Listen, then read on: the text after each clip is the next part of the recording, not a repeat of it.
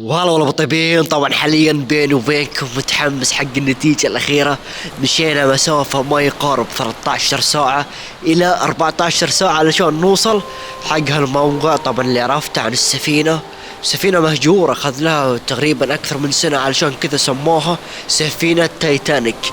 فاللي بيني وبينكم تايتانيك السعودية، اللي قالوا لي واللي عرفت الأشياء اللي خلتني أجيها أزورها ان ذي مسكونة بالجن، وانا ما ادري الشائعات صحيحة ولا لا.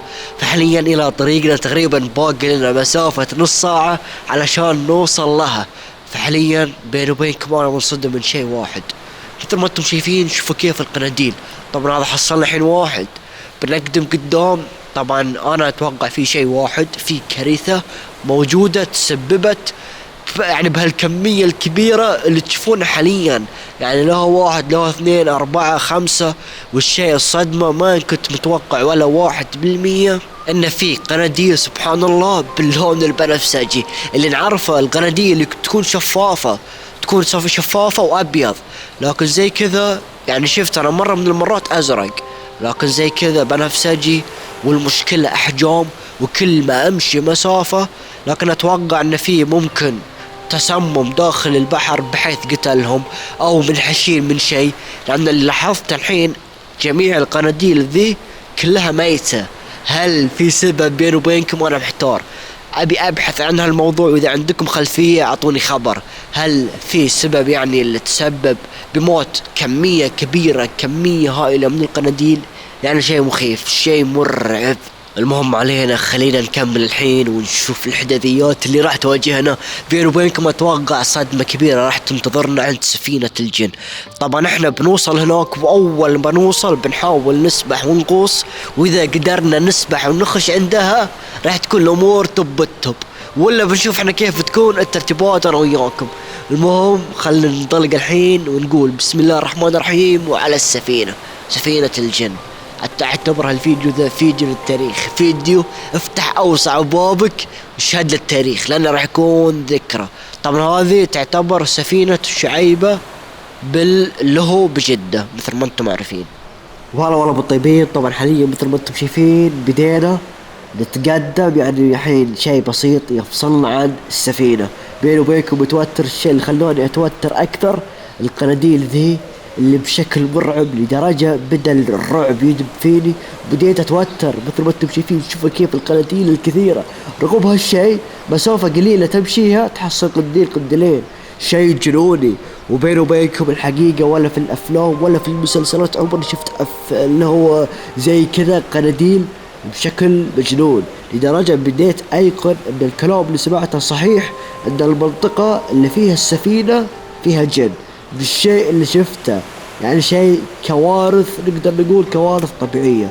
المهم علينا طبعا حاليا جلست اهرول واركض، بحكم ان الوقت بدأ يداهمني بشكل جنوني لدرجة بس ابي اوصل. لكن بعد مسافة جري شوف اللي حصلته. يعتبر هذا اكبر قنديل اشوفه لحد الحين. شوف كيف. طبعا في شيء واحد، تعمدت اني ما اقرب من القنديل ولا المسه، بحكم ان كنت خايف ومتردد. لكن خدت لي كم لفة وشفتوا انتوا اللقطات اللي خدتها لكم. واتوقع بكذا حاليا انتم ملاحظين وشايفين كل شيء. بدينا نقرب من السفينة تدريجيا، والتوتر الحقيقة بدا يزيد، لان اللي سمعت عنها شائعات كثيرة. وزي ما قلت لكم بديت استوعب ان الوضع اللي انا فيه الحين خطير، ودي اترك المنطقة قبل لا توقع الكارثة الكبيرة. لان بيني وبينكم دخلت اللهو المنطقة وانا لحالي، فاي شيء بيصير ممكن تصير كارثة قوية. فحاليا صورت لكم من جميع الجهات حقة القنديل من جوا الموية، وبيكم تركزون. شوفوا كيف الملامح، لأنه من الخارج ومن الداخل يختلف بشكل كبير. واتوقع ملاحظين شوفي كيف تحسه زي الاعشاب تحطه حق السلطة وتقطع، عرفتوا الملفوف البنفسجي؟ بيني وبينكم يذكرني فيه، لأنه فيه شبه كبير بحكم الألوان تكون متقاربة.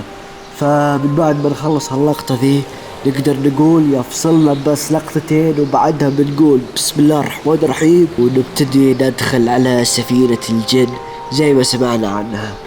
فبنشوف احدى الاحداثيات اللي راح تواجهنا، او نقدر نقول الكارثة اللي ممكن تصير وتنهي كل شيء.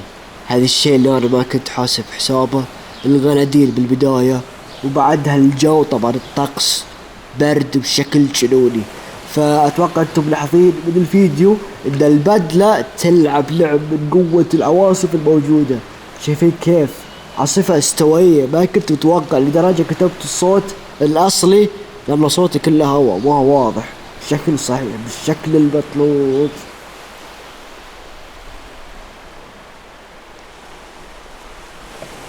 وبكذا الحين نقدر نقول دخلنا البحر، وبيني وبينكم الشيء اللي أشوفه بحر جدة صافي نظيف بشكل مرعب، لدرجة الوقت اللي رحت فيه شوي البحر صافي، ولا الجهة ذي اللي تشوفون الموقع اللي قبال السفينة، سفينة تايتانيك، يكون مزدحم بشكل مجنون. لكن بيني وبينكم الحين التوقيت ذا بحكم انه في دراسة في دوامات، علشان كذا شوي البحر صافي، والاجواء ترى بيني وبينكم برد بشكل جنوني، لدرجة ما حد يسمح في الاجواء ذي. المهم خلينا الحين ننطلق ونسمي بسم الله، لأن بيني وبينكم دي تعتبر مغامرة انتحارية، لأن سمعت قصص كثيرة عن اللي هو سفينة الجن، ولا أدري عن الحقائق اللي قالوها لي. المهم خلنا ندخل الحين، ومثل ما انتم شايفين شوي شوي بدينا ندخل العميق، واللي نلاحظ قربنا من السفينة تقريبا الحين يفصلنا 5 أمتار إلى 7 أمتار ونوصل السفينة. بس اللي واضح لي العمق عميق بشكل جنوني، لدرجة ما أبي أتوهق، لأني ممكن لو دخلت لحالي ممكن يصير شيء وأتوهق. هو لو كانوا وياي 2 3 بتشجع وبتحمس، لأن لو صار ما صار في يعني شخص ينقذك، لكن لحالك دي مصيبة، وفي البحر يا رب سترك. والمشكلة الوقت اللي أنا فيه ما في أحد. لكن خلينا نسبح الحين ونقوص، وبيكم تلاحظون شيء واحد: صفاوة المياه من تحت. شوفوا كيف صافية، يعني بيني وبينكم على البحار اللي زرتها ما كنت متوقع في صفاوة راح تكون زي كذا مثل هيك. بعيدا عن كل شيء، القناديل ذي اللي شفتها اتوقع ان في يعني اللي احنا عارفينه البحر اسرار، لدرجة في اشياء لحد الحين ما اكتشفوها، لأن بين فترة يستكشفون أشياء جديدة من عمق المحيط. والشيء اللي نعرفه احنا عن البحر في شيء اسمه خندق مارينا تقريبا إذا ما خاب ظني. خندق ذا مرعب، اكتشفوا فيه أشياء لدرجة يعني تعود إلى ما قبل الديناصورات. مستوعبين أن شيء منقرض، معروف إنه منقرض، نشوفه ندرسه بالعلوم، لكن توهم حاليا قبل فترة قليلة اكتشفوا شيء عمره ما يقارب فوق 60 مليون سنة. والله يعني ما تستغرب، البحر أسرار احنا عارفين هالشيء. وابشركم من بعد ما دخلنا لأعماق البحر الجو بارد بشكل لدرجة أنا جمدت بيني وبينكم. ما كنت متوقع، فعلا كان الجو بارد، لكن ما كنت متوقع بيكون بهالبرودة. تعرفون المويه بارد، بس شوفوا كيف شكل السفينة مرعب، قشعريرة. خلاص نقدر نقول الحلم تحقق. كنت أسمع عنها، يعني كان بيني وبينها تقريبا فوق 15 ساعة إلى 13 ساعة مسافة، والحين الحمد لله نقدر نقول وصلنا بين الأمواج، بين سفينة الجن. الحلم تحقق. شفت عنها مقاطع كثيرة، لدرجة المقاطع الكثيرة ذي نقدر نقول أيقنت أن المكان ذا المفروض بكون موجود فيه. لكن الحمد لله وصلنا وخذنا لقطات تاريخية، واعتبرت الفيديو بيكون فيديو تاريخي بالنسبة لي، يعني شيء ذكرى تاريخية يخلدها التاريخ.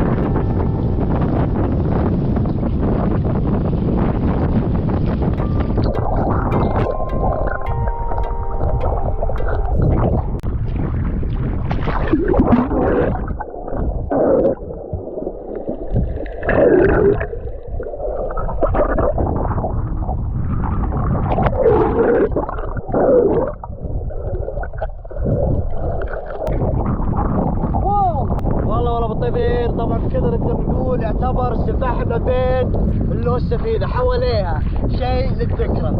فكذا لقطة بسم الله على السريع. شوفوا كيف اللي هو القيمة او نقدر نقول الشمس مغطية على السفينة. بسم الله والله الامواج تلعب تلعب تلعب صرنا شوف كيف صرنا عكس اللي هو الامواج. وشوف شلون تلعب العين.